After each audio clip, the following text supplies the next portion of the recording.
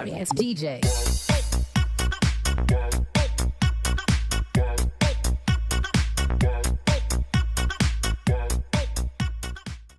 Bab 23.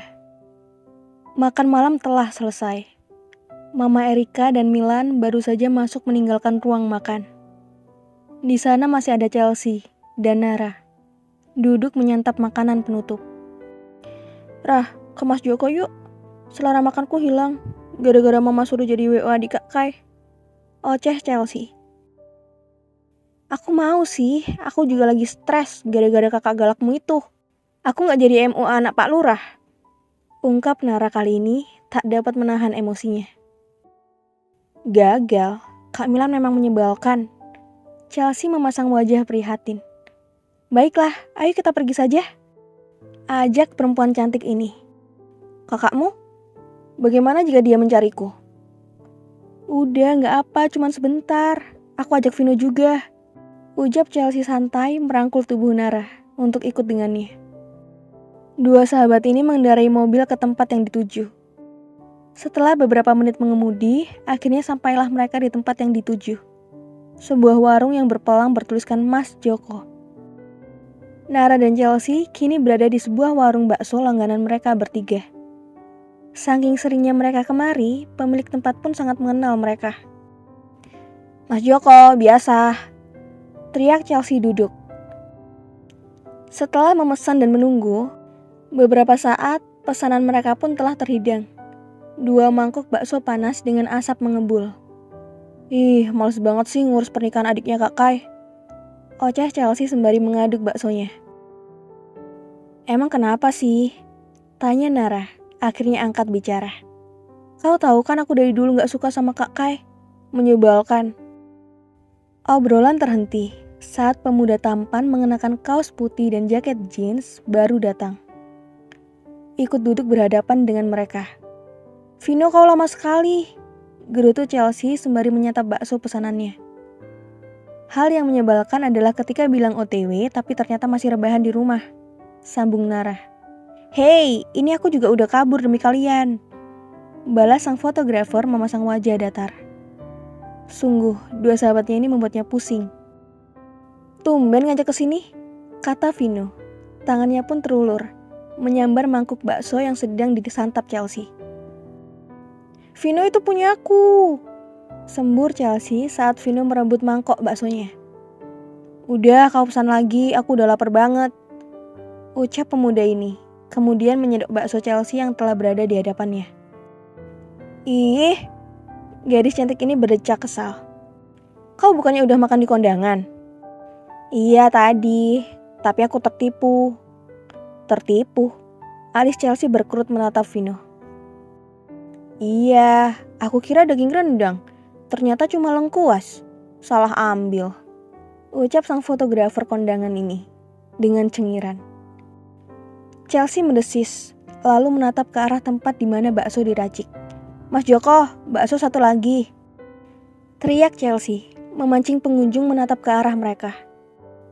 Terutama pada Chelsea, yang selalu menjadi pusat perhatian lelaki karena kecantikannya. Apa lihat-lihat, mau aku colok matamu dengan garpu? Bentak Vino saat meja di samping mereka berisikan kumpulan pemuda melayangkan tatapan genit pada Chelsea.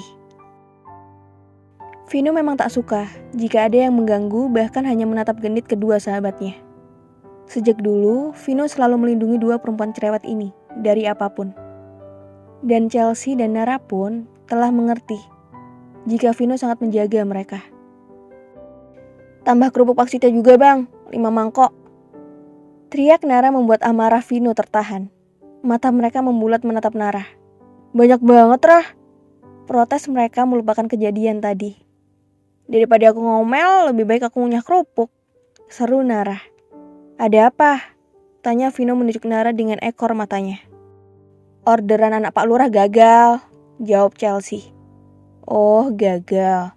Ya udah Ra, masih banyak kerjaan yang lain, cuma anak Pak Lurah gini, ucap Vino santai sembari menyuap bakso ke mulut. Makan dengan lahap, tak melihat jika raut wajah Nara semakin menyeramkan.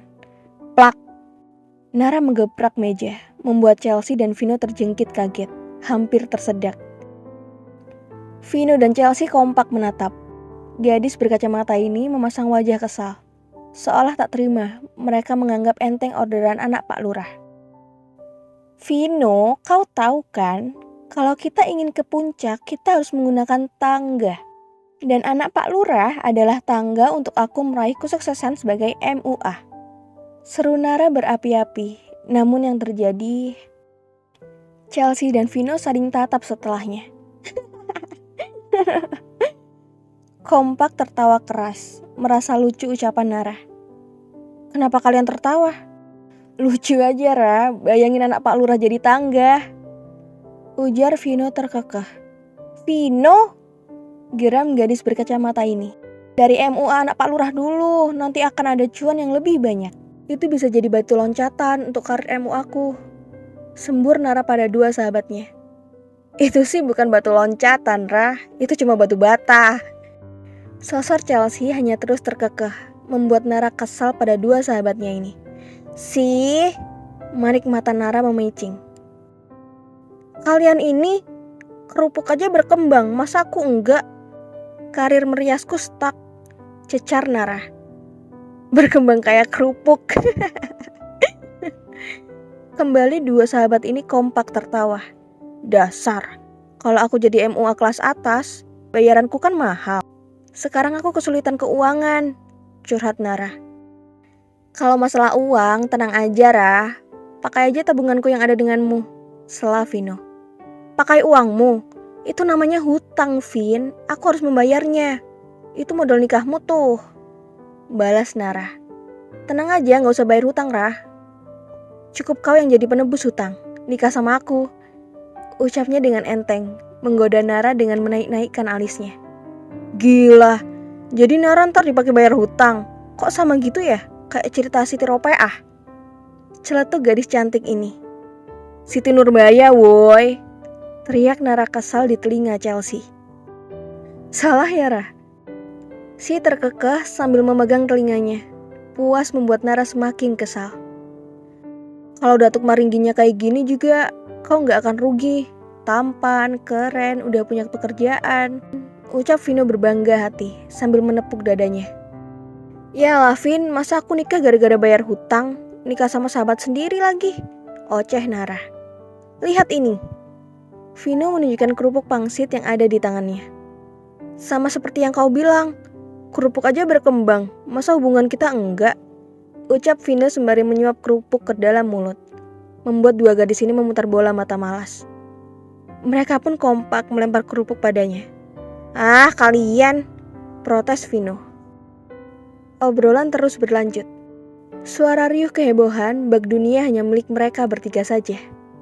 Tidak menghiraukan pelanggan lain yang terusik dengan keriuhan mereka. Akan tetapi, karena banyak yang tahu betapa galaknya pemuda yang duduk bersama dua perempuan itu, hanya bisa diam. Inilah keceriaan mereka sejak dulu, persahabatan indah yang begitu erat. Sejenak, keresahan itu menghilang, menjadi canda dan tawa. Vino sebagai pendengar yang baik hanya bisa menggeleng-gelengkan kepala, mendengar ocehan mereka. Berada di antara kedua perempuan ini kadang membuatnya ingin gila, namun di sanalah letak kebahagiaannya memiliki mereka. Jutaan bintang menghiasi langit malam. Nara dan Milan sedang berada di dalam kamar. Kak Milan tidak perlu, aku bisa sendiri, ucap Nara saat menatap tangan Milan membawa kotak P3K. Melangkah mendekat ke arahnya, yang sedang duduk di sofa. Biar aku saja. Milan telah duduk di samping Nara. Gadis berkacamata ini menghela nafas berat. Benar-benar keras kepala ya. Sudah beberapa hari ini, Milan selalu merawat lukanya. Memberikan perhatian padanya membuat Nara merasa tak enak hati, karena telah merepotkan pemuda galak ini. Walaupun sebenarnya ini adalah bentuk tanggung jawab Milan padanya. Biar aku lihat lukamu, kata Milan. Tangannya telah siap dengan gel untuk mengusap luka Nara. Nara memasang wajah memberengut. Sebenarnya, dia sangat malu jika Milan harus melihat bahu belakangnya. Namun, suami galaknya ini selalu saja memaksa, dan tak terbantahkan. Nara pun berbalik, membungkungi Milan, mulai membuka kancing baju piyamanya.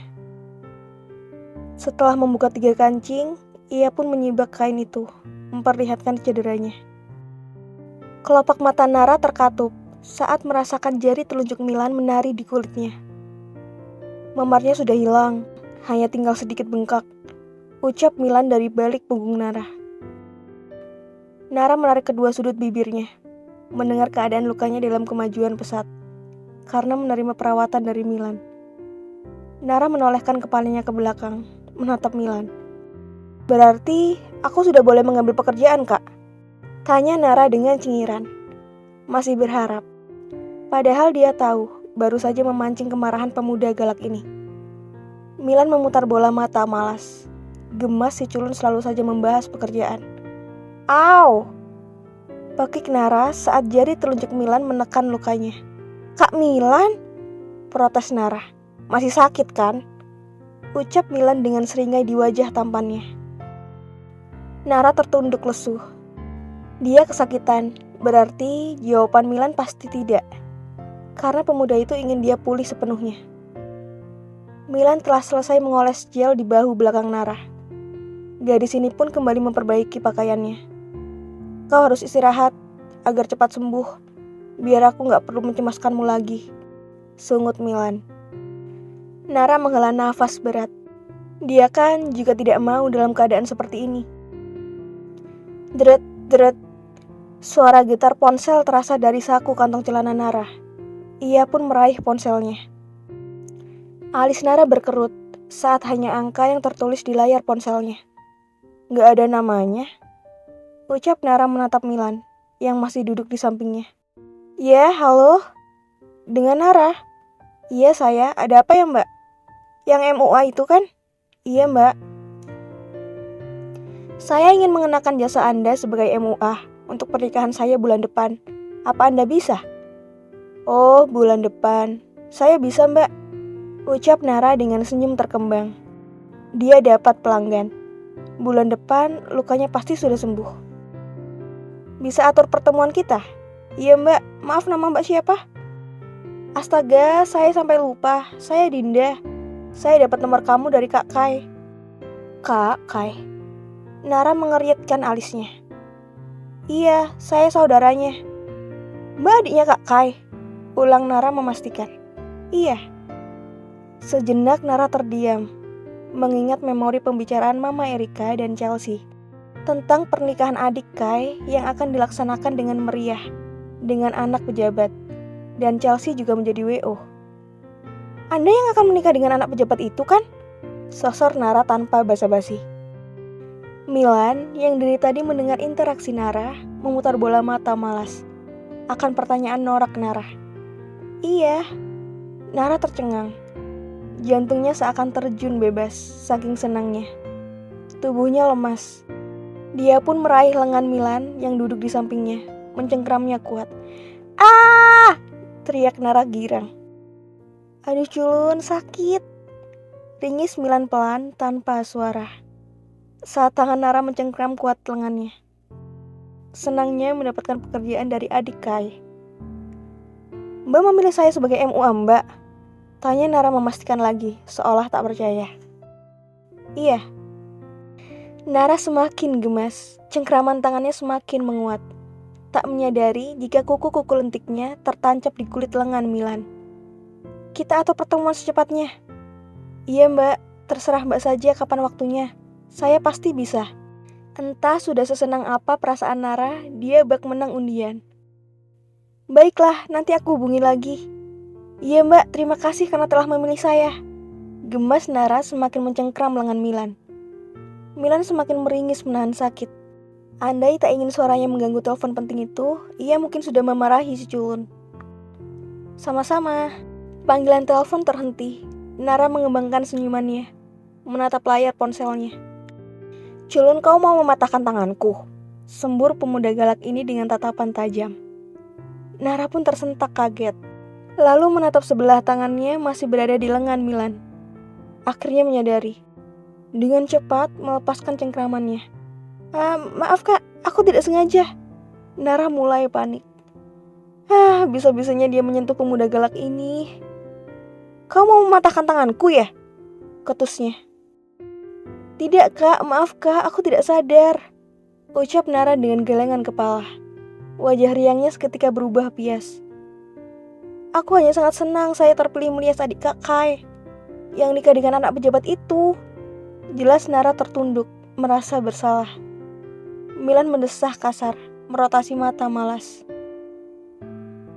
Kau sangat senang dapat pekerjaan ini. Bagaimana? Tawaran pekerjaan ini lebih hebat dari anak Pak Lurah kan? Cibir Milan menyinggung sikap Nara yang hingga menangis. Hanya batal merias anak Pak Lurah. Iya kak, ternyata Tuhan memberi saya pekerjaan yang lebih baik. Sahut Nara girang, kembali perasaan bangga melingkupi hatinya. Awas saja kau melakukan kesalahan. Keluarga Kai itu orang terpandang, jangan sampai kau membuat malu mereka. Nara mengangguk yakin. Aku pasti akan melakukan yang terbaik kak, balas Nara dengan percaya diri. Kembali bersemangat. Kali ini dia harus memanfaatkan kesempatan dengan baik. Dia tidak boleh gagal lagi. Dasar culun. Baru merias adik Kai saja tingkahnya seperti orang yang menang undian. Baguslah Kai berhasil membujuk adiknya memilih si culun. Jadi dia tidak perlu bersedih lagi. Sekarang si culun telah kembali ceria. Tebakanku benar. Dia pasti akan sangat senang mendapatkan tawaran ini. Dinda, aku akan memberikan tiket bulan madu ke Eropa untukmu. Batin Milan dengan senyum seringai menghiasi wajahnya. Au! Keluh Milan beralih merasakan perih. Menatap lengannya terdapat bekas kuku Nara. Lihat ulahmu. Pemuda ini mengulur tangannya di hadapan Nara. Senyum di wajah Nara memudar seketika saat melihat lengan Milan. Ini gila, bagaimana bisa ia mencakar pemuda galak itu? Maaf kak, aku tidak sengaja. Mohon Nara. Apa yang telah kulakukan? Aku melukai si galak ini. Batin Nara melihat kulit ari Milan mengelupas. Rasa bahagia itu berubah menjadi ketakutan. Apalagi melihat sorot mata Milan. Ini berbekas. Mata Milan memicing tajam. Oh, tidak. Kulit putih mulus itu sekarang terluka. Maaf kak, aku benar-benar tidak sengaja. Maaf kak. Kata itu terus terucap dari mulut Nara. Tanpa sadar, Nara memeluk tubuh Milan, memohon pengampunan atas kesalahannya. Dia sudah tidak tahu harus dengan apa lagi agar pemuda ini tidak murka. Culun lepas. Berontak Milan dalam pelukan Nara. Maaf kak, maaf, ampuni aku. Ulang Nara. Lepaskan. Pakik Milan, namun Nara semakin mempererat pelukannya. Jantung Milan terpompa cepat. Ia pun terdiam mematung. Ada geliar aneh merayap dalam lubuk hati. Perasaannya seketika menghangat. Rasa tenang dan damai. Entah mengapa, dia seperti menikmati pelukan hangat Nara.